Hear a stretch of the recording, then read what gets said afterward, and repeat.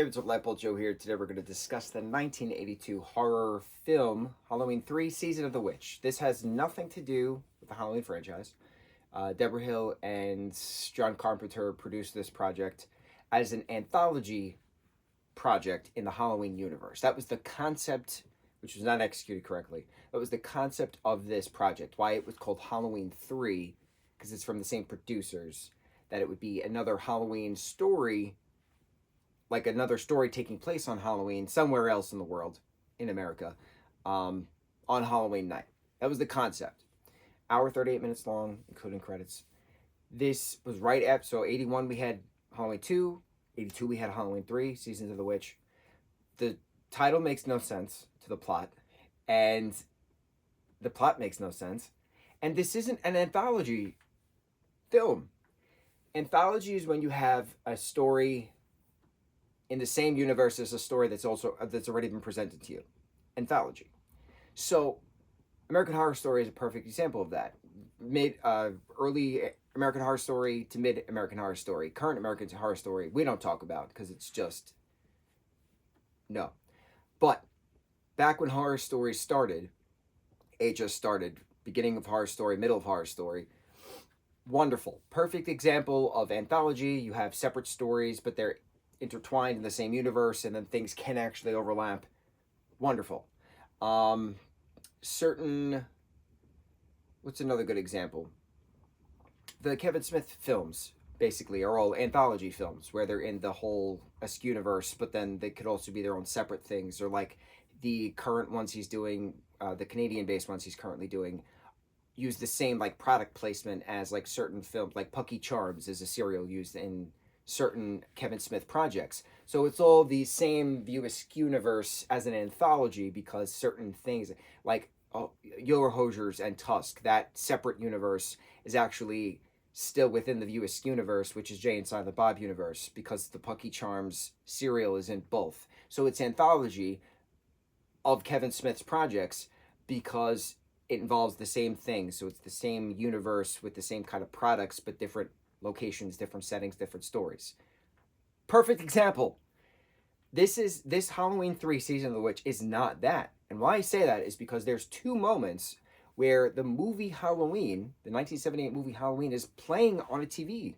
It's playing on a bar. Doctor complains. It's like, why are we watching this? In regards to a Silver Shamrock commercial, which is the main plot point of this particular project. And then they change to the movie Halloween, and it's on the TV, and it says, the classic Halloween film, Halloween, and blah, blah, blah. And then you hear the theme song. And then in another scene, you hear the theme song and see the film playing in the background. And you're like, okay, this can't be an anthology film then, because this film is involving a character watching a film that is already a film.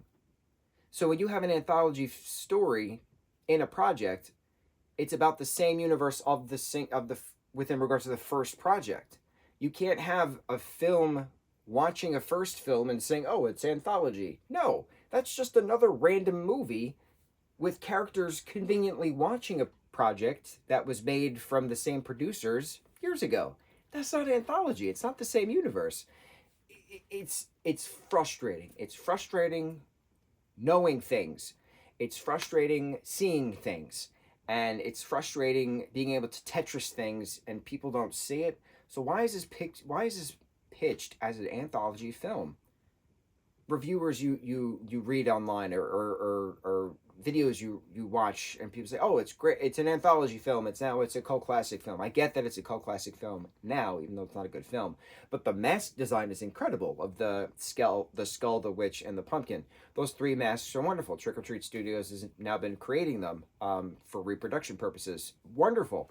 But I don't get why I can see things when people can't. And it's just so frustrating. I can't stand it. It's frustrating. I know I'm not the only one out there, and I want other people to chime in on this. Like I had a review the other day that I posted, and I pointed something out in the project, and someone commented that they watched the film 3 times already, and they never noticed whatever I said. And I'm very happy to bring about information to somebody who's not familiar with that, even though they've seen it more times than I have. I'm happy to express to them something that they missed. But why is it always me? Why can't I just not notice these things as well? Why do I have to notice these things? It's frustrating. I'm tired. But it is what it is. And here we go. We continue on. So, within regards to this particular project, the story that's presented to us, semantics aside that this is not an anthology film, semantics aside that this is not to do with Halloween, the film itself is called Season of the Witch. This is not about witchcraft.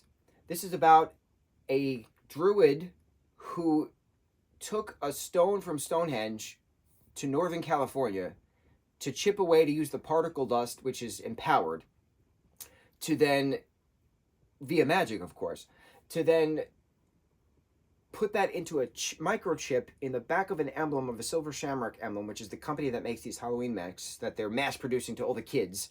That way the kids can wear them on Halloween night. They're going to play a giveaway thing on the TV series on as a commercial, and the kids are going to watch it, and then everybody's going to die, right? And it's this big whole sacrifice to Samhain, and the Druid way should live on forever and things like that, right?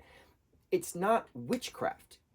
Druidism is not witchcraft. There's different craft elements, but it's spoken at one point craft, but witchcraft is not druid.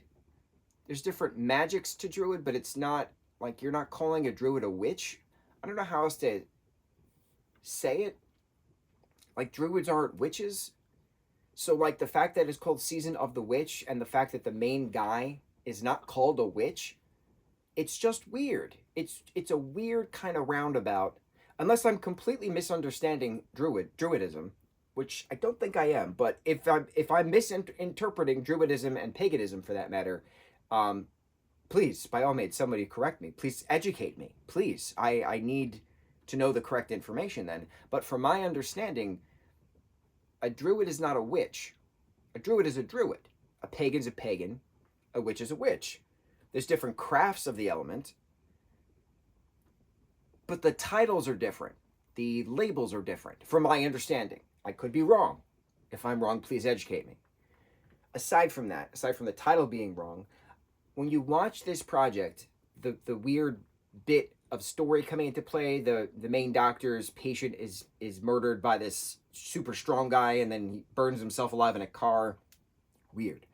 And then the doctor and the daughter of the patient then go on a road trip north to Northern California to this Silver Shamrock company to figure out why her father was there, what order he was picking up for the masks, why he was, murdered in the hospital, all of these things, right? But then they start to sleep together throughout the story. And I'm like, how did we get here? 5 minutes have gone by. How did we get here? Weird. And then it's a reveal of the super strong guys in the gray suits are actually robots that the druid created. And I'm like, I don't, where is this connecting? Because how are you getting robots when you're giving a whole speech about particle dust from a stone from Stonehenge, which is magic infused? Magic infusion is not to do with mechanics. So how are you getting these automatons? And you reference one automaton is old, that she dates back to the 1700s that the doctor destroys at one point. How does this work? How does the magic imposed particles of this stone from Stonehenge have to do with mechanics of an automaton? Things don't make sense, and I'm tired of watching stuff that don't make sense. I'm so tired of it. But it's part of a franchise. We're watching the franchise. Hopefully, in the fourth Halloween film, we're going back to the Michael Myers story, I believe we are. But what I've noticed about this particular project, and I've seen bits and pieces of the project when I was a kid. I never watched the whole thing beginning to end. The Silver Shamrock song is awesome, right? 8 more days till Halloween, Halloween, Halloween. It's catchy. It's wonderful, right? The Silver Shamrock products, novelties, I think are used in then moving forward Halloween films. But how? Because if this, again, is not technically anthology, how is it then used in another thing unless we're incorporating the fact that this is its own thing, so it's its own separate universe?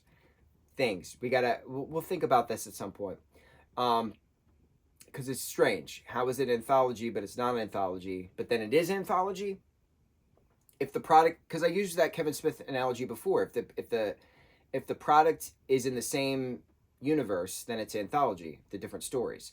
But if this project is referencing the fact that this character is watching the Halloween movie, then it's not anthology. But then also, is it anthology? Now that I'm speaking out loud, because then the Silver Shamrock products are then used moving forward through other films. I read that they're used for other films. I haven't seen it myself. We're going to pay attention, because if it is, then I have to figure out what's anthology, what's not anthology. Anyway, this is a bad movie as a movie because the plot doesn't really make sense. But when you watch it as if you're watching an hour and a half episode of The Twilight Zone, then it's a good episode of The Twilight Zone because the humans are robots the entire time, kind of a thing, right? So it's weird when you watch stuff via different perspectives. Everybody has a different opinion on things. Everybody has different understanding on things. Somebody can be presented a ball that's blue, and somebody could say, "Oh, that's navy blue," and somebody could say, "No, that's cerulean." So, like, everybody has a different perspective. You're seeing a blue ball, but that blue could be different shades of blue. It's interesting. It's very interesting how the mind works. So, when you watch this particular project as a film, it's a bad film. But when you watch this project as an episode of The Twilight Zone, it's a good episode of The Twilight Zone because it's kitschy, it's cliche. That's how, like, Twilight Zone is. It, like, has that good life lessons and stuff along the way, or, like, it has that random reveal. The humans are actually robots the entire time. Like, that's Twilight Zone. So, I don't know what to make of this film. It's weird. I'm never going to watch it again. I'm glad we are going through our marathon so we can discuss these things. I'm very curious now, the more that we're talking and the more I'm thinking about it, how in the hell this corresponds to moving forward anthology when it's referencing the characters watching the original 1978 movie twice. I got to pay attention now to these Silver Shamrock products and what that means moving forward. I'm well aware I'm overanalyzing these things. I'm well aware I'm too literal when it comes to everything. But that's the thing. Things are literal. Things are in front of you. There should not be any gray matter in between. Things are black and white. You can do this, you can't do this. It shouldn't be a you can but you can't. It makes no sense. It makes absolutely no sense. You can do that, but you can't do that. How does that work in life? No. Black and white. Yin to yang. Duality of both. On to the next review. Mucho mahalo.